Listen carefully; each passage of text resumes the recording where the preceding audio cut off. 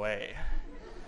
So another event that the lab puts on is something called Lab's Got Talent. And so we thought it'd be fun to do a little bit of a crossover episode between the Slam and the Lab's Got Talent. So we have a couple of our talented lab members that are going to give a non-Slam style performance for us today. The first one is going to be Stephen Brill, who's going to be showing us a little bit about his juggling skills. Get on up here, Stephen.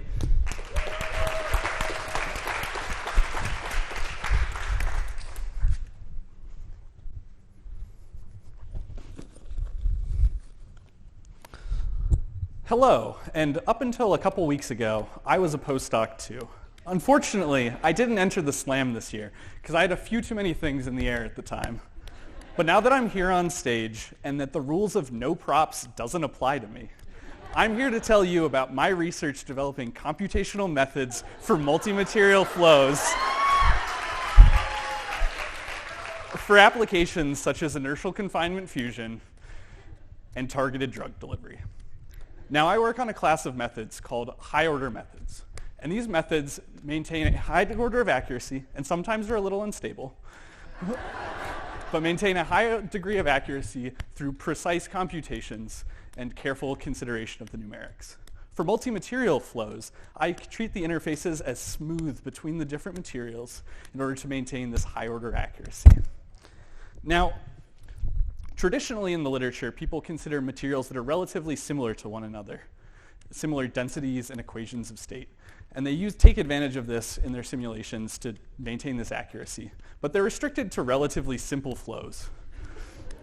However, I've taken care to develop methods to simulate materials of vastly different properties, different densities and equations of state.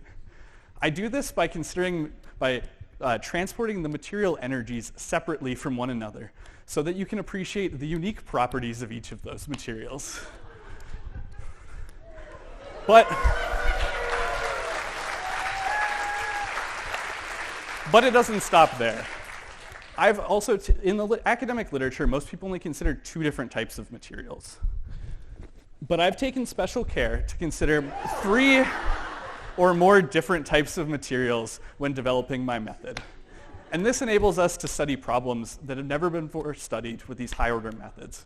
For example, the problem of targeted drug delivery, where the drug is suspended inside in a bubble, transported throughout the body, and then released at the point of attack.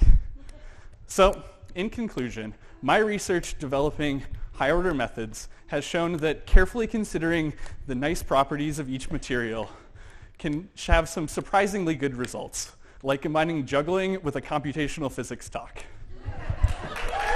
Thank you. Oh yeah, great job.